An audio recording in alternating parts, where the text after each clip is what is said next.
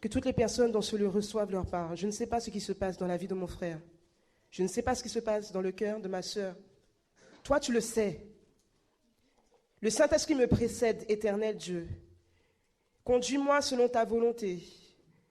Je te remets mes pensées, je te remets mon esprit. Je prie, Père de gloire, le simple instrument que je suis, qui soit efficacement utilisé pour que ton peuple soit béni. Que chacun reçoive sa part. Que chacun reçoive sa part. Au nom de Jésus. Il y a une personne ici, aujourd'hui même, tu as dit au Seigneur, Seigneur, j'ai l'impression que tu ne vois même pas tout ce que je fais pour toi. Regarde tout ce que je fais pour toi, Seigneur, mais j'ai l'impression que tu ne vois même pas. Le Seigneur me dit de te dire qu'il voit très bien et que tu touches son cœur. Il voit très bien lorsque tu es fatigué, tu te lèves tôt et que tu t'habilles, malgré le fait qu'il fasse froid, malgré ta fatigue physique. Il voit tout le parcours que tu fais quand tu prends le train. Il voit même lorsque tu regardes cette pente qui est devant la gare et que tu montes cette pente et que tu es fatigué. Le Seigneur me dit qu'il voit tout ça. Tous les efforts que tu fais, il le voit très bien. Et que c'est noté dans son livre. Et qu'il t'aime. Et qu'il ne t'a jamais oublié. Qu'il ne t'a jamais délaissé. Tous les actes que tu as posés jusqu'à aujourd'hui sont notés. Il te voit très bien. Il voit très bien la souffrance qu'il y a dans ton cœur, le prix que tu payes pour lui. Luc, chapitre 19, verset 41. Comme il approchait de la ville, Jésus, en le voyant, pleura sur elle et dit, « Si toi aussi, au moins en ce jour qui t'est donné, tu connaissais les choses qui appartiennent à ta paix, mais maintenant elles sont cachées à tes yeux. Il viendra sur toi des jours où tes ennemis t'environneront de tranchées, t'enfermeront et te serreront de toutes parts. Ils te détruiront, toi et tes enfants au milieu de toi, et ils ne laisseront pas en toi pierre sur pierre, parce que tu n'as pas connu le temps où tu as été visité. Parce que tu n'as pas connu le temps où tu as été visité Jérusalem. Nous sommes dans ce temps de la fin, où nous sommes en train de vivre la visitation du Seigneur. Vous voyez depuis quelque temps ce que Dieu fait. Vous voyez de façon visible et palpable que Dieu est capable d'agir. Nous sommes dans un temps de visitation. Lorsque Jésus est venu à Jérusalem, les Juifs n'ont pas reconnu qu'il était le Messie. Jésus a pleuré parce que tu n'as pas connu le temps où tu as été visité. Je t'ai visité Jérusalem. Je suis venu, tu m'as réclamé, j'ai entendu tes prières, j'ai entendu tes cris. Mais lorsque je suis venu te visiter, tu n'as pas connu que c'était moi. Tu n'as pas reconnu que c'était moi, le Messie. Jésus a pleuré. Ne faisons pas pleurer le cœur de Dieu lorsque Dieu veut nous visiter et que nous ne reconnaissons pas sa présence. Nous allons voir un exemple de ce qui peut se passer lorsque Dieu vient parmi les siens et que les siens ne le reçoivent pas. Prenons Luc 7. Luc chapitre 7, versets 36 à 50.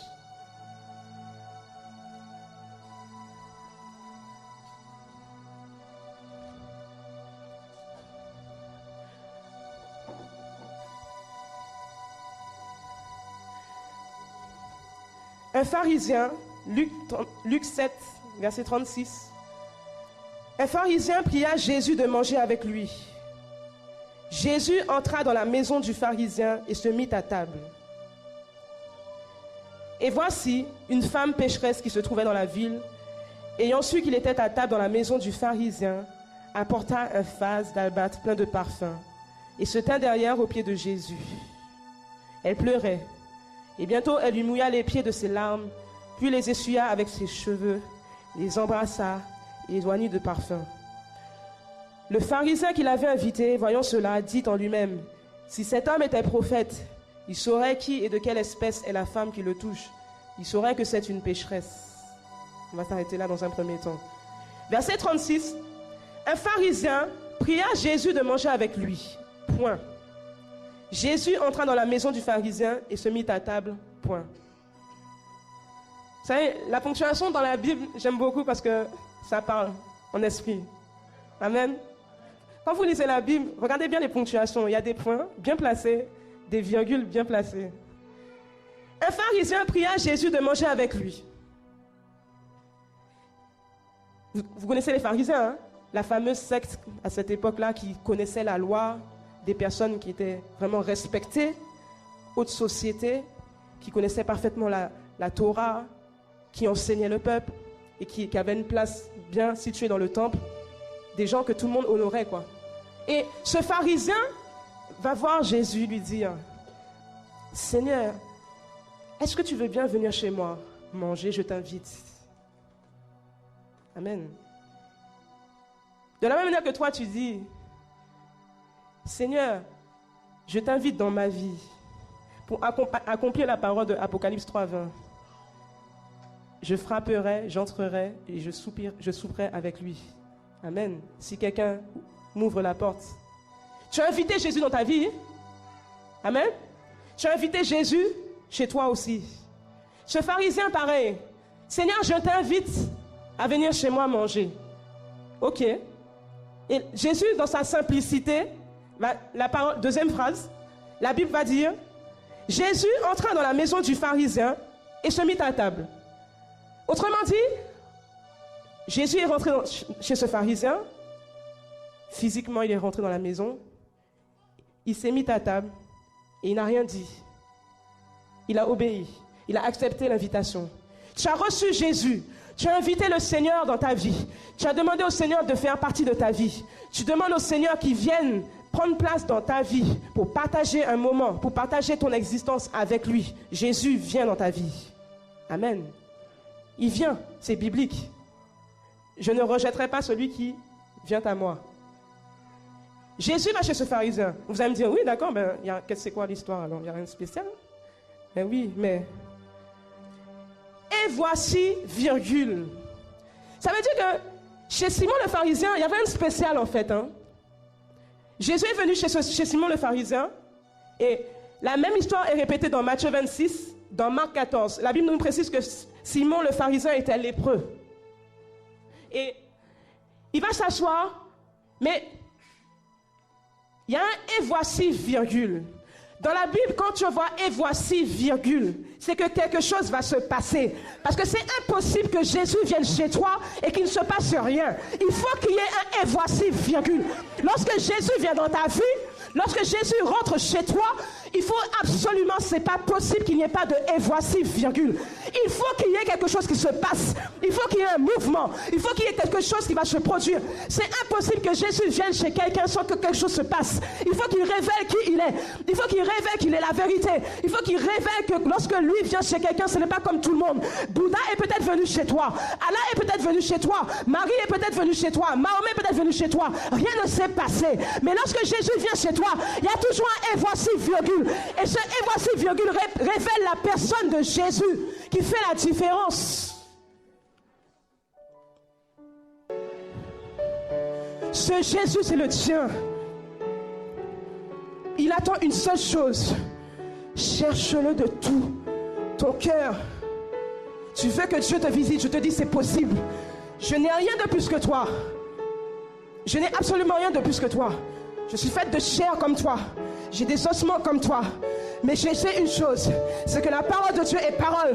Si tu veux faire un défi avec Dieu, prends sa parole, défie Dieu sur sa parole. Je te dis que rien qu'à cause de sa parole, il va se glorifier par rapport à ton problème. Prends la parole par rapport à ta situation. Prends la parole par rapport à la parole, défie Dieu. Dis-lui, ainsi as-tu parlé, Seigneur, pour ma vie. Rappelle-lui sa parole, je te le dis. Il ne peut qu'agir pour montrer qu'il est Dieu et vérité. Quand tu le touches, quand tu réalises Jésus là, quel amour, quelle puissance, quelle beauté, quelle magnificence, quel Dieu. Tu n'as même plus de mots humains, tu connais même plus de mots humains. Et tellement tu n'as plus de mots humains que le parler en langue prend place. Et tu sais qu'il est Dieu. Et tu as envie de crier au monde entier qu'il est Dieu. Et c'est comme ça que tu vas te lever dans la puissance de Dieu. Et que tu vas vouloir témoigner que Jésus est Seigneur. Que tu vas vouloir te lever pour dire que Dieu t'a libéré. Que tu vas vouloir te lever pour témoigner de la puissance de Dieu. Plus d'histoire de timidité, plus d'histoire de peur, histoire de dire que Dieu est Dieu. Et voici une femme pécheresse qui se trouvait dans la ville, ayant su qu'il était à table dans la maison du pharisien, apporta un vase d'albâtre plein de parfums. Une femme pécheresse qui se trouvait dans la ville. ayant su qu'il était à table. Marie de Béthanie, femme pécheresse, à fond dans le péché, était dans la ville, là-bas. De la même manière que toi, là, des fois tu es là-bas. Mais il faut que la nouvelle circule, parce que la parole, lorsque tu annonces la parole, ça va circuler. Il faut que ça circule. Alléluia. Parce que tous ceux et celles que Dieu a appelés doivent recevoir le message. Jésus est chez Simon le pharisien. Il y en a qui m'ont fait, oui, je sais, ça fait des années qu'on me dit ça. Tu sais que Jésus est Seigneur? Oui, je sais. Mais oui, ça fait 10 ans que je suis converti. Qu'est-ce que tu vas m'apprendre? Ah bon? Ah, excuse-moi. Hein? Je ne savais pas que tu étais plus TTS que moi. Tu sais que Jésus est Seigneur? Ah, mais oui, je sais. De toute façon, est-ce que les femmes peuvent prêcher même? Qu'est-ce que tu vas me raconter là, sœur Mélissa? Ah bon? Mais tu ne sais pas que le mystère de la femme est biblique? Ah, ok, d'accord, excuse-moi. Je ne savais pas que tu étais Dieu, que tu connaissais mieux Dieu que moi, que Dieu lui-même. Simon le pharisien. Jésus est chez Simon le pharisien. La nouvelle a circulé. Il y en a qui étaient trop instruits pour réaliser que Jésus était chez Simon le pharisien. Il y en a qui ont appris que Jésus était chez Simon le pharisien, mais qui n'ont pas réalisé, qui n'ont pas tilté, que c'était le temps de saisir la grâce. Mais il y en a une qui s'appelle Marie de Béthanie, violente en esprit, qui a dit: j'en ai assez de ma vie de péché. J'en ai assez de ma vie de bassesse. J'en ai assez que les hommes me pelotent. J'en ai assez que mon corps serve à la prostitution. J'en ai assez qu'on me traite d'impudique. J'en ai assez qu'on me regarde de haut. J'en ai assez qu'on me traite de sorcière. J'en ai assez qu'on me traite de nul. J'en ai assez qu'on me dise que je ne vaux rien. Aujourd'hui, j'apprends que Jésus-Christ de Nazareth est chez Simon le pharisien. Il ne faut pas me le répéter 2 fois. Il ne faut pas me le répéter 3 fois. La femme a saisi que sa grâce, sa solution était là-bas.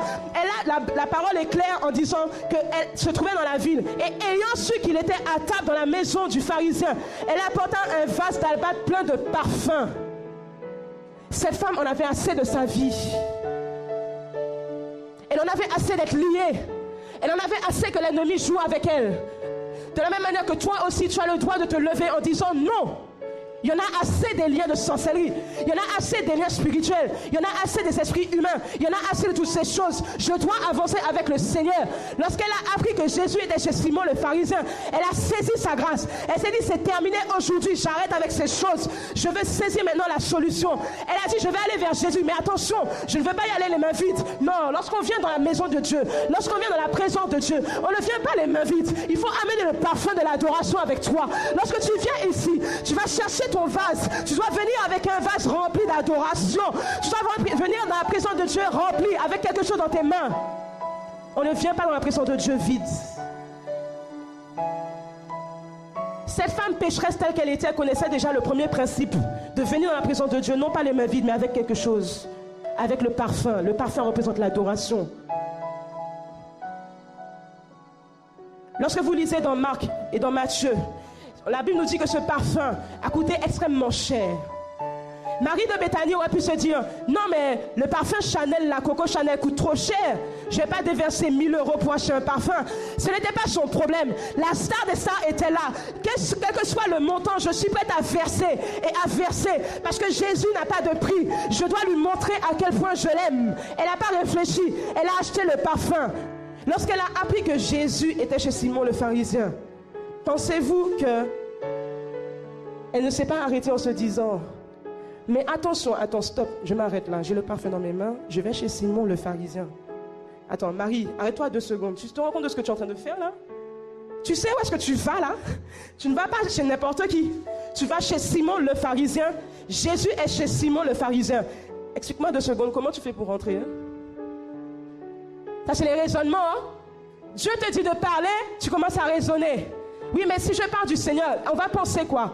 Oui, mais si je dis ça, comment elle va réagir? Oui, mais si je vais là-bas, comment est-ce que les gens vont me recevoir? Tu penses que Marie de Béthanie avait le temps de réfléchir? Ce n'était pas son problème. Chez Simon le pharisien, il y a des domestiques. Chez Simon le pharisien, il y a des gardes.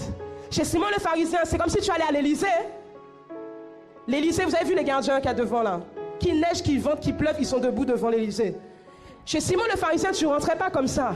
Mais quand la folie de Dieu te saisit, quand tu as faim de Dieu là, Quand tu as soif de Dieu, quelles que soient les circonstances, les montagnes qu'il y a devant toi, tu fonces, tu tailles, parce que l'objectif, Jésus est devant toi.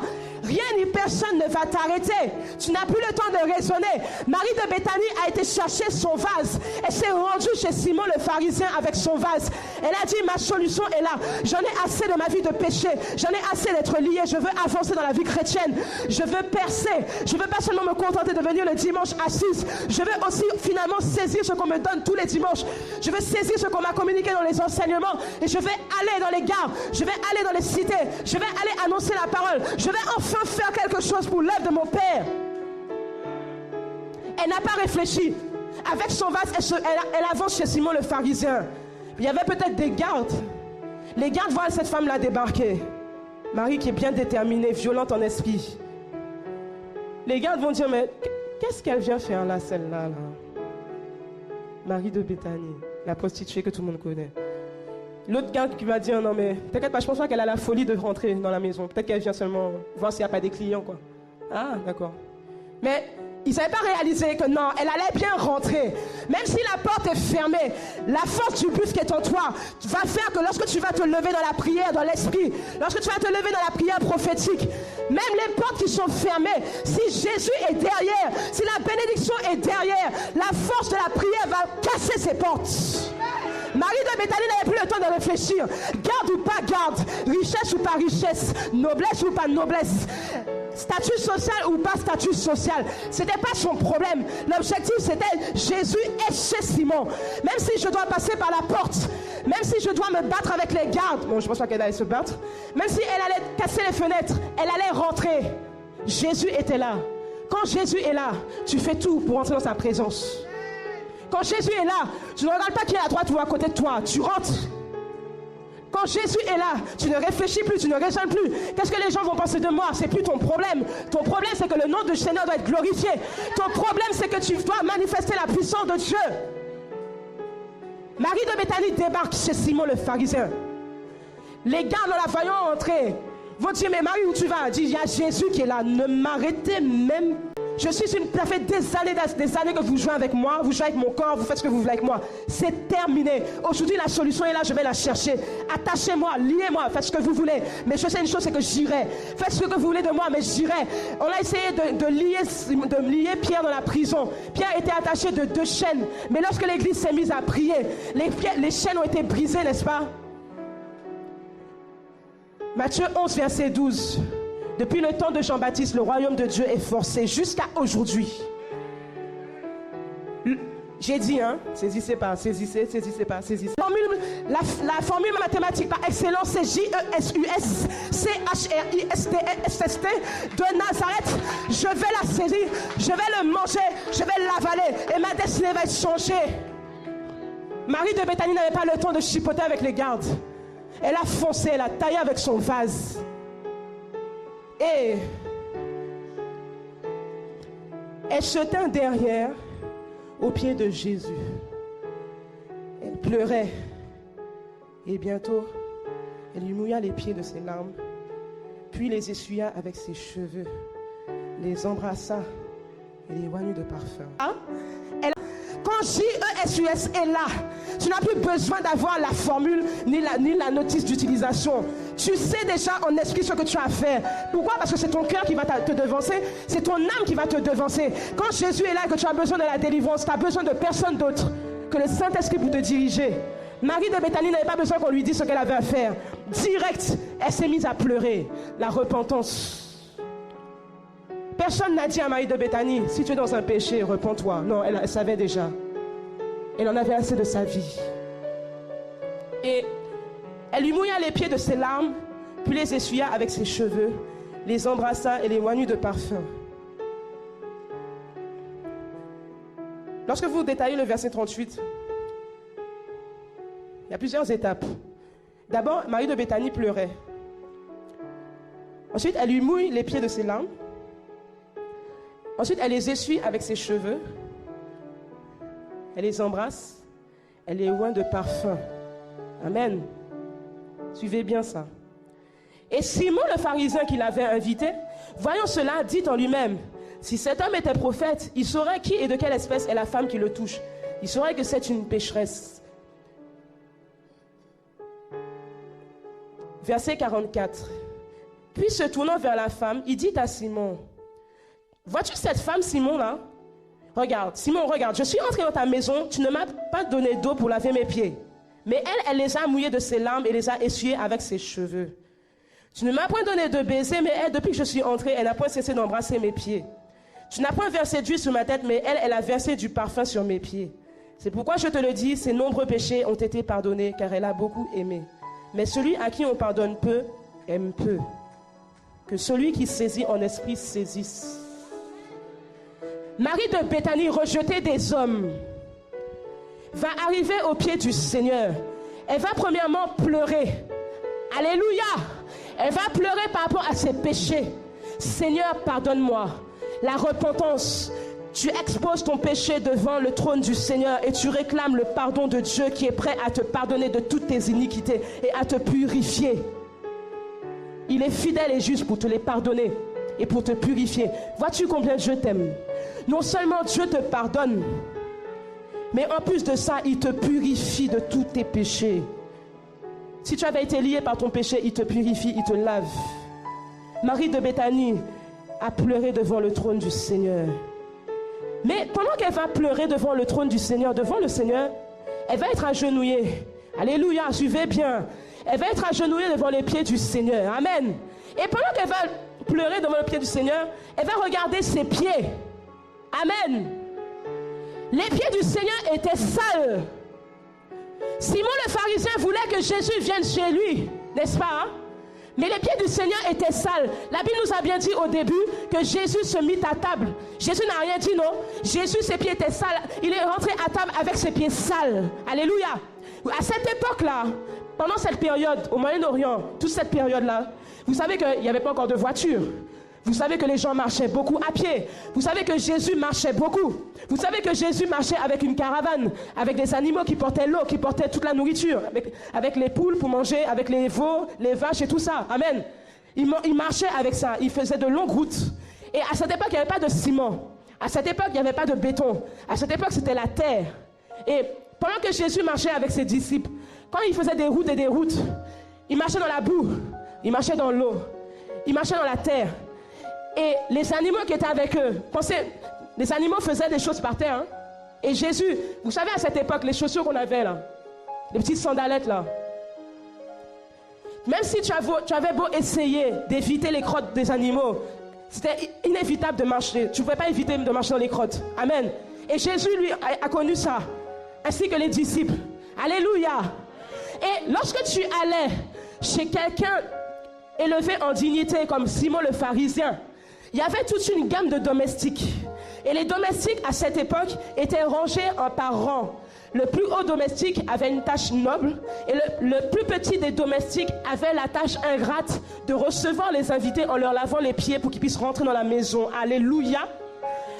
Simon le pharisien avait cette gamme de domestiques. Le domestique le plus bas de gamme n'a même pas osé, n'a même pas daigné laver les pieds du Seigneur. Simon le pharisien voulait que Jésus vienne chez lui. À cette époque-là, si tu voulais humilier une personne, si tu voulais dénigrer une personne, si tu voulais minimiser une personne, si tu voulais être hypocrite avec une personne, tu l'invitais chez toi sans lui laver les pieds.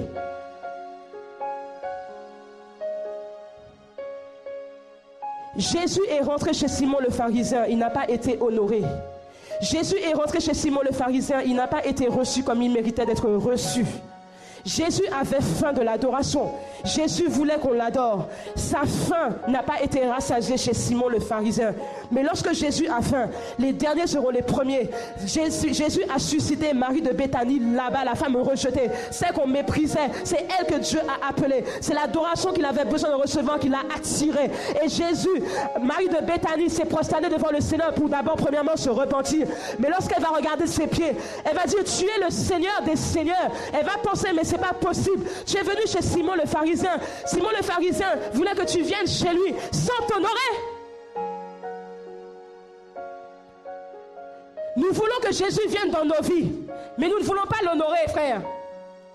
Tu veux que Jésus vienne chez toi Tu veux que Jésus te visite. Tu veux que Jésus agisse dans ta vie. Mais tu ne l'honores pas comme tu devrais l'honorer. Voilà pourquoi beaucoup de choses n'avancent pas. J'honore ceux qui m'honorent. Simon le pharisien voulait que Jésus vienne chez lui. Jésus est fidèle à sa parole. Il est venu chez lui. Mais Simon le pharisien ne l'a pas honoré comme il devait être honoré, comme le roi des rois, la star. Il n'a pas fait le travail jusqu'au bout. Mais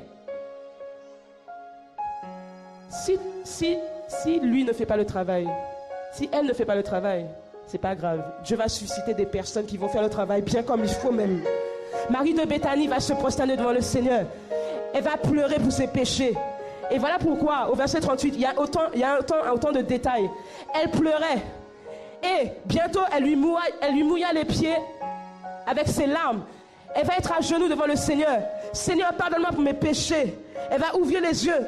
Elle va voir l'opprobre qui a été fait au Seigneur, l'humiliation qui est faite au Seigneur. Ses pieds ne sont même pas lavés. Elle va dire, mais comment se fait-il que toi, le roi des rois, le Seigneur, le Messie, ses yeux spirituels étaient ouverts. Elle savait qui était là. Elle savait que ce n'était pas n'importe qui était là. Laisse-moi te dire une chose. Tu peux être dans une équipe. Tu peux travailler pour le Seigneur, travailler dans l'œuvre, mais passer à côté de la révélation de Dieu. Mais Dieu se chargera de la donner à quelqu'un d'autre. Si tu ne saisis pas la visitation de Dieu, nous sommes dans un temps de visitation. Il est venu parmi les saints, mais les saints ne l'ont point reçu. Mais dans ces temps de la fin, Dieu suscite un reste qui vont se charger de recevoir Jésus bien comme il faut. Dieu va susciter un reste qui va se charger d'honorer le Seigneur, de payer le prix, d'accepter d'être humilié, d'être rejeté par les hommes pour que le nom du Seigneur soit glorifié. Marie de Béthanie va regarder ses pieds. La Bible dit qu'elle va mouiller ses pieds de ses larmes. Lorsqu'elle va voir que ses pieds sont sales, avec ses larmes, elle va essayer d'essuyer ses pieds. Je n'ai ni or ni argent, mais ce que j'ai, je te le donne. Je ne connais pas la Bible de A à Z. Je ne connais pas les versets de A à Z. Je n'ai pas fait d'études. Je ne parle peut-être pas bien français. Mais je sais une chose, Seigneur, c'est que je dois tout faire avec le peu de moyens que j'ai pour que ton nom soit glorifié. Avec mes larmes, même si c'est avec mes larmes, je vais essayer de laver tes pieds avec mes larmes. Mais ça ne suffit pas. Elle va se rendre compte. Vous savez, lorsque quelqu'un... Vous voyez la boue quand ça sèche? Si tu mets une goutte d'eau dans la boue qui est sèche, ça fait quoi? Ça mouille encore, c'est encore pire. Amen. Elle va s'en rendre compte. Voilà pourquoi. Elle va pleurer en disant, je dois trouver une solution pour que l'humiliation qui est faite au Seigneur, chez ce fameux Simon, le pharisien soi-disant, qui n'est même pas capable d'honorer le roi des rois, je vais m'en occuper, je dois trouver une solution. Elle va regarder, elle va lever ses yeux, elle va voir les gardes là, qui la regardent avec des gros yeux pour dire, si tu continues tes bêtises, on va t'attraper. Laisse-moi te dire une chose, à chaque fois que tu poseras un acte pour le Seigneur, il y aura toujours des gens qui seront là pour te regarder, pour attendre ta chute. Il y aura toujours des gens qui seront là pour te regarder, pour attendre le moment où tu vas déconner, pour t'en ramasser bien comme il faut. Mais laisse-moi te dire que tu es devant la star des stars qui veille sur ta vie. Tu es devant le roi des rois qui va toujours te prévenir lorsqu'il y a un danger sur ta vie. Et elle va regarder, elle va voir les gardes, elle va regarder à gauche, elle va voir les disciples. Qu'est-ce que les disciples pensaient de ce qui se passait? Qu'ils marchaient avec Jésus jour et nuit, qu'ils dormaient avec le Seigneur, qu'ils mangeaient avec le Seigneur. Matthieu 26, 13. Matthieu 26, verset 8. Les disciples s'indignèrent. Ah! Les disciples vont s'indigner de ce qui va se passer. Tu peux prêcher l'évangile. Tu peux manifester la puissance de Dieu. Tu peux être utilisé par le Seigneur dans un domaine quelconque, dans une cellule. Je ne sais pas. Mais sache une chose. N'oublie surtout pas que la priorité number one dans ta vie chrétienne, c'est la communion avec le Seigneur. Parce que tu peux passer à côté. Les disciples eux-mêmes n'ont pas discerné ce qui se passait. Jésus n'avait pas besoin de manger. Jésus ne voulait pas manger chez Simon le pharisien. Jésus voulait qu'on l'adore. Jésus voulait qu'on l'élève. Jésus voulait qu'on le reconnaisse comme le roi, le Messie. Et les disciples avaient les yeux fermés. Ils s'indignaient par rapport à ce qui se passait. Fais attention à ne pas passer à côté lorsque Dieu agit quelque part. Sans t'en rendre compte, tu peux aller à l'encontre de la volonté de Dieu. Parce que Dieu agréait ce que cette femme faisait. Enfin, quelqu'un qui m'adore. Enfin, quelqu'un qui a compris que ce que je demande avant toute chose, c'est la communion avec. Dieu ne veut pas seulement que tu parles à lui dans la prière. Dieu veut parler avec toi. Est-ce que tu saisis la révélation? Il ne veut pas que tu lui parles seulement. Il ne veut pas que tu lui parles seulement. Il veut parler avec toi. La prière est un dialogue. Seigneur, merci pour ta grâce. Au nom de Jésus. Au nom de Jésus, Père. Alléluia, Père de gloire, que ton nom soit glorifié. Merci pour la vie. Merci pour la vie, Seigneur. Au nom de Jésus, cette femme va se lever et va témoigner de ta puissance. Je déclare cette parole. Alléluia, Seigneur. Alléluia, Seigneur. Lève la chanson, lève la chanson, lève la chanson. Lève-moi ça. Chante, chante. Joue la chanson, s'il te plaît. Marie de Béthanie va se prosterner devant les pieds du Seigneur. Elle va pleurer, elle va réclamer la repentance. Elle va ouvrir les yeux, elle va voir que les pieds du Seigneur sont sales. Elle va essayer de les essuyer avec ses larmes, mais ça ne suffit pas. Elle va lever ses yeux, elle va dire, ce n'est pas possible, je ne peux même pas demander une serviette puisque je ne suis pas chez moi. Tous ceux qui me regardent sont indignés. Les disciples sont indignés. Les personnes chez Simon le pharisien sont indignées de ce que je fais parce qu'ils me jugent par rapport à mes erreurs du passé. Mais je sais une chose, c'est que les choses anciennes sont passées. Et à l'instant T, toutes choses sont devenues nouvelles parce que Jésus est devant moi. Et je ne regarde pas ce qu'il y a en arrière, mais je cours vers l'avant, vers le but, vers l'objectif. Peu importe ce que les gens vont penser de moi, je taille ma route. Marie de Béthanie va réaliser qu'elle ne peut même pas demander un torchon parce que tout le monde la rejette. Marie de Béthanie va réaliser qu'elle a besoin d'une serviette pour essuyer les pieds du Seigneur.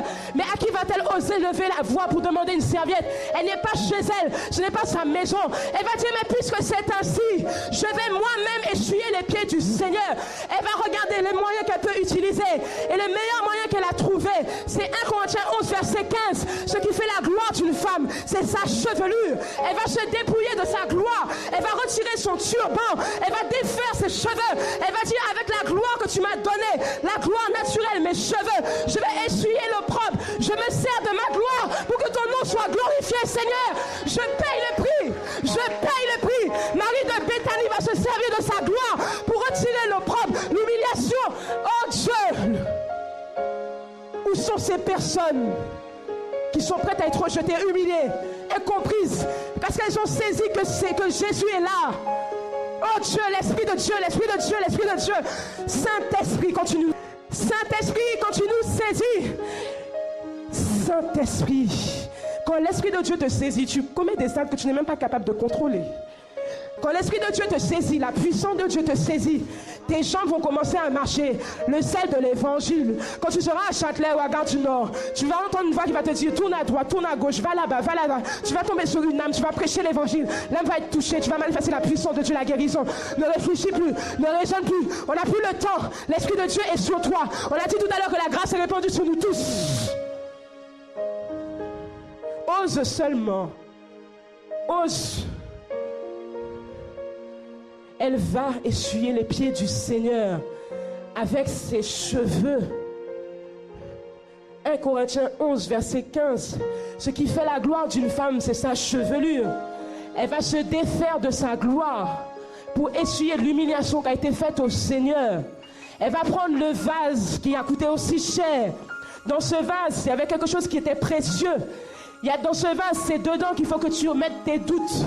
C'est dans le vase que tu vas venir au pied du Seigneur. Ton problème, mets-le dedans. Ton orgueil, mets-le dedans. Ton copain que tu as du mal à lâcher, mets-le dans le vase. Tout ce que tu as de plus cher, qui te retient pour aller vers le Seigneur, mets-le dans le vase. La sorcellerie qui te retient, mets-le dans le vase. Va au pied du Seigneur. Prends ce vase. Tout ce qu'il y a de plus précieux en toi qui te retient encore. La télévision que tu aimes tant, qui t'empêche de prier, mets-la dans le vase. Le temps précieux que tu perds en allant faire des choses inutiles, mets tout ça dans le vase. On n'a plus le temps de perdre du temps. On n'a plus le temps de perdre du temps. Mets tout ça dans le vase. Gère ton temps. Viens au pied du Seigneur et brise ces choses. Brise le vase. Brise ça là, brise. C'est le bruit que Dieu aime entendre, le brisement. Ton mauvais caractère, mets-le dans le vase et brise-le. Ta colère que tu n'arrives pas à contenir, mets-la dans le vase et brise ce vase devant les pieds du Seigneur. La haine que tu as par rapport à ton père, mets-la dans le vase et brise ce vase devant le Seigneur. La colère que tu as par rapport à ce qu'on t'a fait depuis le pays là-bas. Toutes ces personnes mêlées dans ce vase et brise ce vase devant le Seigneur. Il t'aime, il veut que tu te débarrasses de ces choses. Ne trouvez pas étrange d'être dans la fournaise de l'épreuve. Tout ça sert à ta formation. Dieu veut te briser d'abord, te tailler. Tout ce qui te retient, mets-les dans le vase et brise ces choses. Tu as été violé dans ton enfance. Celui qui t'a violé, prends-le, mets-le dans le vase et brise ce vase devant le trône du Seigneur. Libère le pardon. Libère le pardon.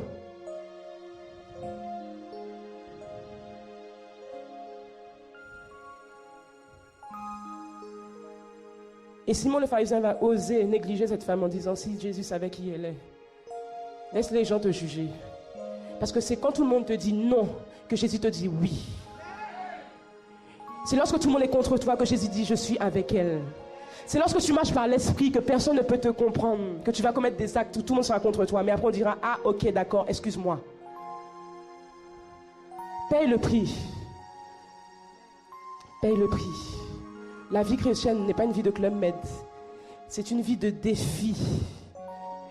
De défi. Il y a des choses en toi qui sont en train de bouillonner là. Il y a des choses qui bouillonnent. Tu es capable de servir Dieu. Arrête de penser que tu n'es pas capable. Tu as cette capacité en toi. Dieu t'a oint. Dieu t'a mis le Saint-Esprit. Tu es scellé de l'Esprit. Tu as les dons et les talents du Seigneur. Quel que soit ton âge, que tu sois à l'école ou pas, Dieu n'a plus le temps de regarder à l'âge que tu as, à l'origine que tu as, quel travail que tu fais, ce n'est plus son problème. Le problème de Dieu maintenant, c'est que tu dois le servir. Le problème du Seigneur, c'est que tu dois te pousser à pousser le Seigneur.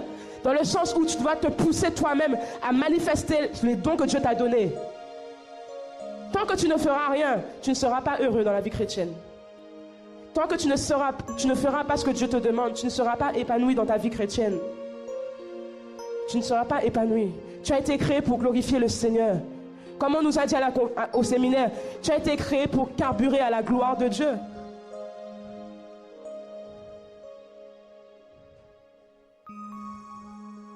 La sorcellerie dans laquelle tu es, laisse-moi te dire, les personnes qui t'ont mandaté pour faire ces choses-là ne peuvent rien contre toi. Si tu prends la décision d'arrêter cette sorcellerie, Dieu est capable de te protéger. Ils ne pourront te faire aucun mal. Parce que le souhait du Seigneur, c'est que tu arrêtes ces choses-là. N'aie pas peur des réprimandes et des menaces de tes ennemis, de ceux qui t'ont mandaté. Dieu est capable de te protéger. Repends-toi simplement, confesse cette sorcellerie. Dieu est capable de te protéger, de te garder. Alléluia. Et le pharisien qui l'avait invité, voyant cela, dit en lui-même, si cet homme était prophète, il saurait qui et de quelle espèce est la femme qui le touche. Il saurait que c'est une pécheresse. Prenons Marc 14, verset 6.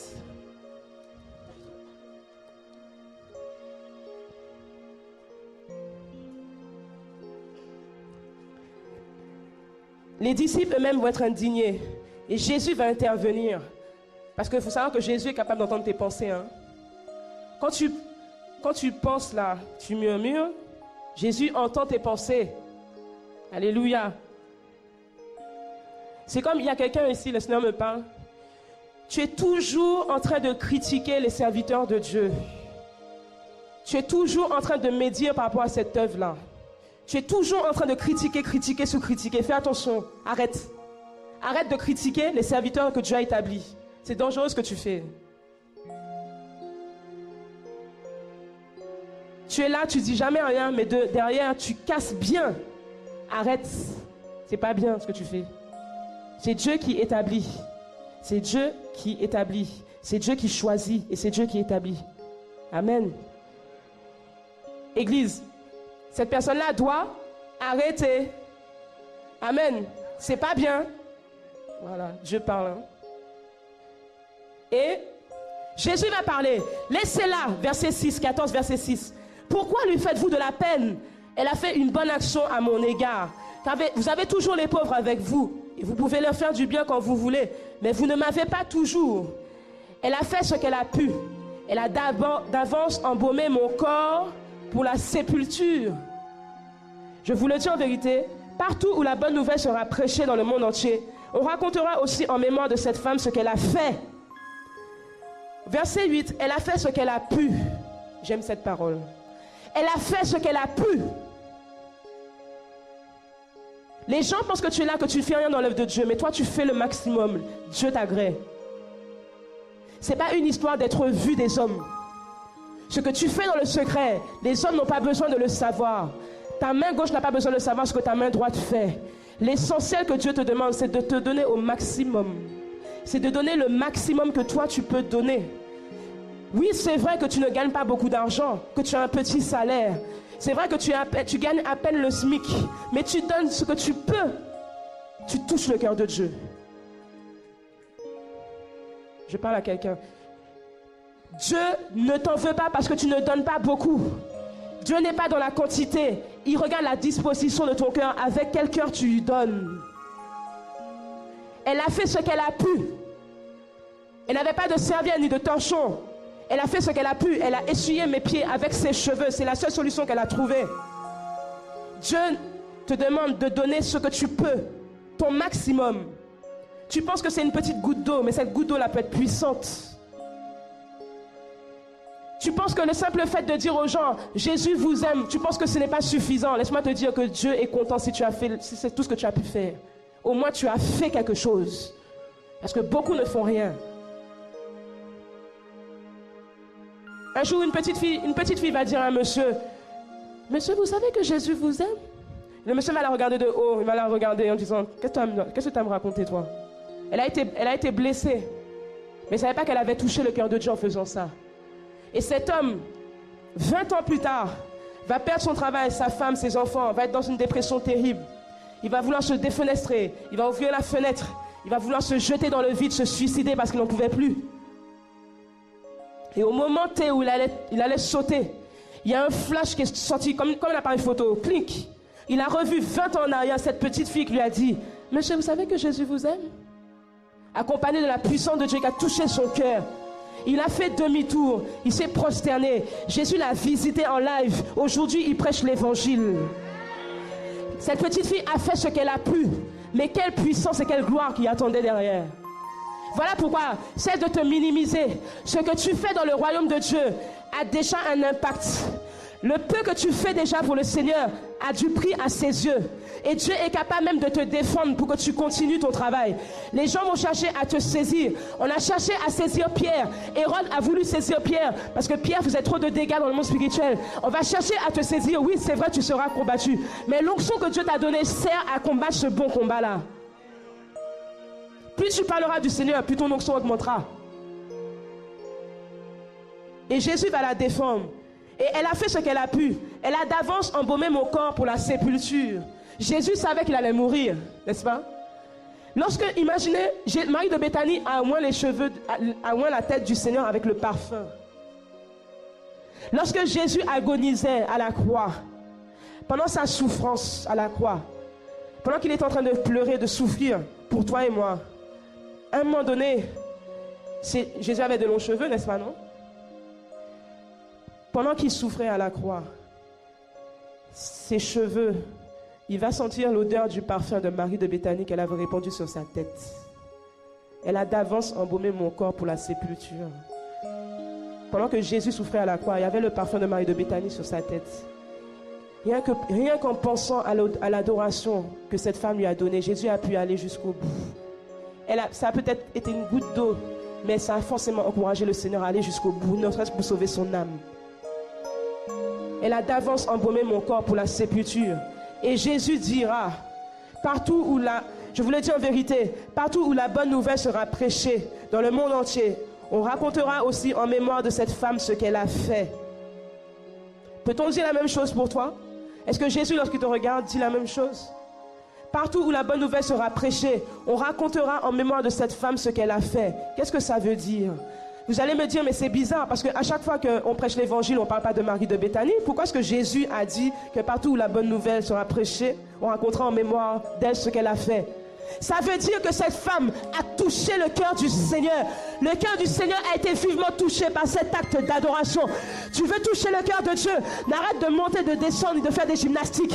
Adore-le simplement. Tu vas toucher son cœur. Parce que très peu de personnes adorent Dieu en esprit et en vérité. Voici le temps, l'heure est venue. Et l'heure est déjà venue. Où les vrais adorateurs adoreront le Père en esprit et en vérité. Jésus, cette Marie de Béthanie, a touché le cœur du Seigneur.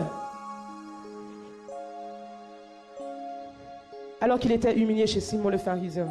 C'est lorsqu'on pense que Jésus est élevé chez les personnes que l'on considère qu'il est en fait négligé. Nous sommes souvent impressionnés par les gens qui sont loin. Mais Jésus cherche les personnes qui viennent le oindre dans l'adoration, comme Marie de Béthanie a fait.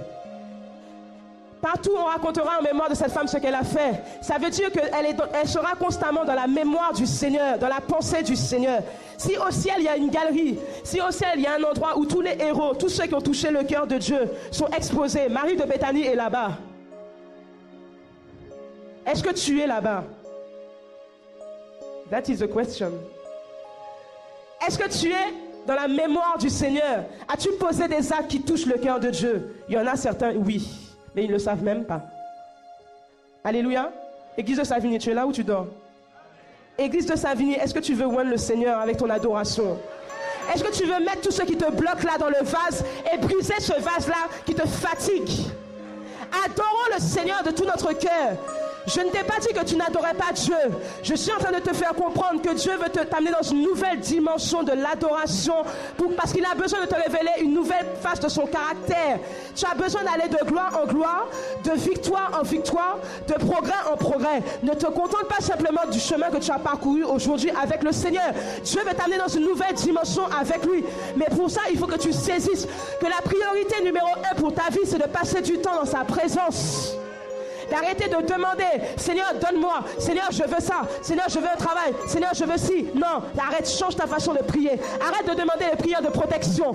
Il y a quelqu'un ici qui est tout le temps en train de demander, Seigneur, protège-moi, protège-moi. Laisse-moi te dire une chose, celui qui garde Israël ne sommeille ni ne dort. Il te garde bien comme il faut, plus que tu le penses. Dieu veut simplement que tu lui donnes chaque jour l'adoration qu'il a besoin. Dieu se nourrit de notre adoration. C'est sa nourriture préférée.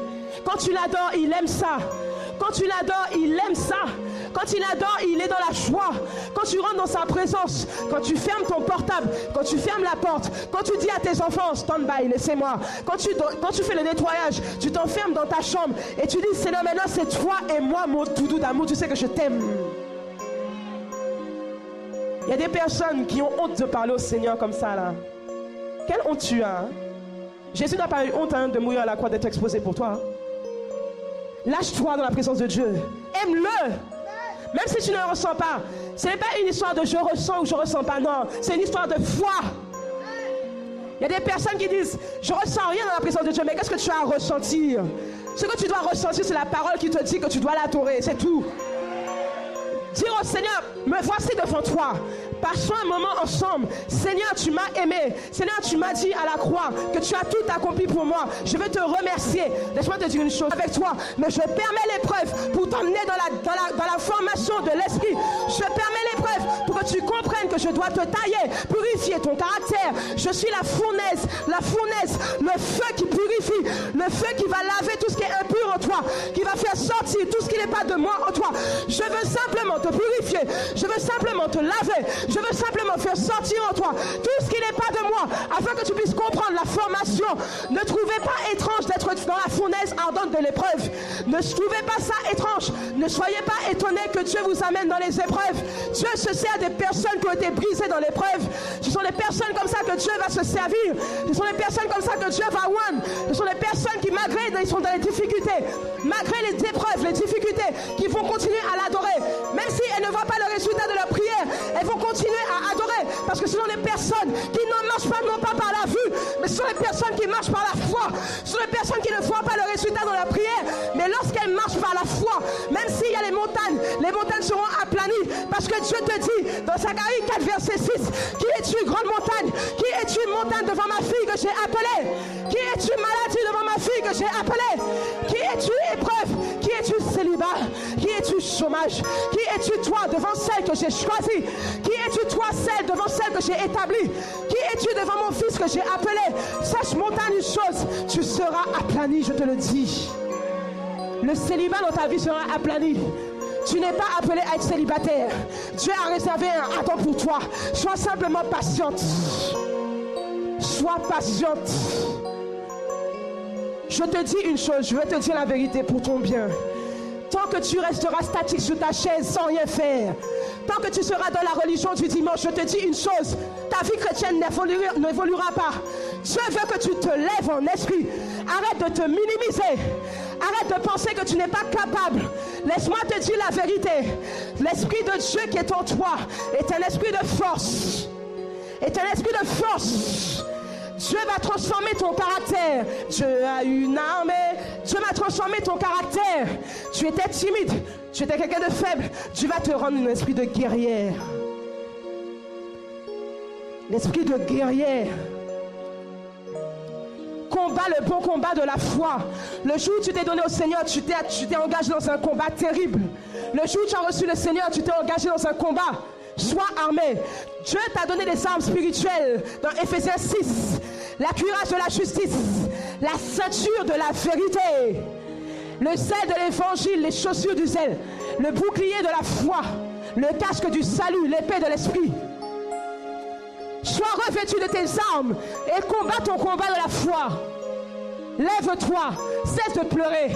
Il y a un temps pour pleurer, mais il y a un temps où tu dois te lever et saisir en esprit ta destinée prophétique.